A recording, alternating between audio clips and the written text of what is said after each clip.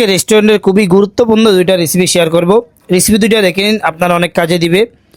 প্রথমে আমি দেখেন কিছু রসুন, কাঁচামরিচ, পেঁয়াজ, একটা টমেটো পাতলা স্লাইস করে একটা কড়াইয়ের মধ্যে সুন্দর করে নাড়াচাড়া করে হালকা একটু সতে করে নিব।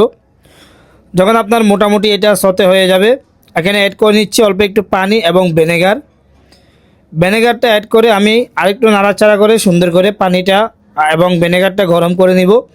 এটা যখন আপনার গরম হয়ে যাবে, অল্প একটু হলুদের গুঁড়া দিয়ে দিচ্ছি। এগুলি দিয়ে সুন্দর করে নাড়াচাড়া করে সবগুলি উপকরণ এখানে ভালো মতো করে একটু বয়েল করে নিতে হবে, মিনিমাম 70%। এরপর আমি এখানে 300 গ্রাম মতো ধনিয়া পাতা মাঝখান দিয়ে কেটে অ্যাড করে নিচ্ছি। ধনিয়া পাতা দেওয়ার পরে আপনার চুলাটা একেবারে লো করে দিয়ে এখানে 30 সেকেন্ড বা 40 সেকেন্ড সুন্দর করে নাড়াচাড়া করে এটা মিক্স করে নেবেন। যখন ধনিয়া পাতা হালকা একটু নরম হয়ে যাবে, দেখেন এরকম ভাপ চলে আসবে, এরপর আপনি চুলাটা অফ করে দিয়ে এটা উঠায় রাখবেন একটা প্লেটে।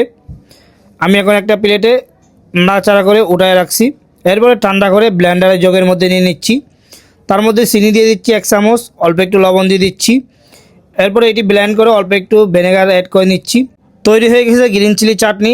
গ্রিন চিলি চাটনিটা আপনি যদি এভাবে তৈরি করেন, আপনার ফ্রিজ ছাড়াও মিনিমাম 7-8 মাস ভালো থাকবে যদি এটা আপনি 2-3 বার রোদের মধ্যে দেন। এখন শেয়ার করব রায়তা সালাদ, স্পেশাল একটা রেসিপি। কিছু ধনিয়া পাতা, পুদিনা পাতা, কাঁচামরিচ ব্লেন্ড করে রেখে দিব।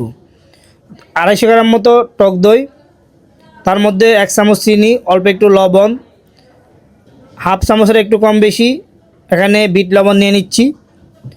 সামান্য পরিমাণ কালো গোলমরিচ ক্রাশ করা নিয়ে নিচ্ছি। যে ধনিয়া পাতা, পুদিনা পাতা এবং কাঁচামরিচটা পেস্ট করছিলাম ওখান থেকে অল্প একটু নিয়ে এটা সুন্দর করে মিক্স করে নিতে হবে, যেন দানা দানা না থাকে, এটা খেয়াল রাখবেন। এটা সুন্দর করে ভালো মতো আপনি এই টক দইয়ের সবগুলি উপকরণ ভালো মতো মিক্স করে নেবেন। এরপরে শসা দিয়ে দিচ্ছি একটা।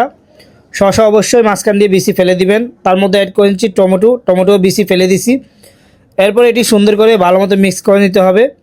আপনি যদি এই রায়তা সালাডটা এভাবে তৈরি করেন তাহলে 2 ঘন্টা রাখলেও আপনার সালাদ থেকে পানি ছাড়বে না, কারণ এখানে বিসি ফেলে দিছি সেজন্য। দেখেন কত লোভনীয় রায়তা সালাদ তৈরি হয়ে গেছে। অবশ্যই ভিডিওটা শেয়ার করে দিবেন। আল্লাহ হাফেজ, আসসালামু আলাইকুম।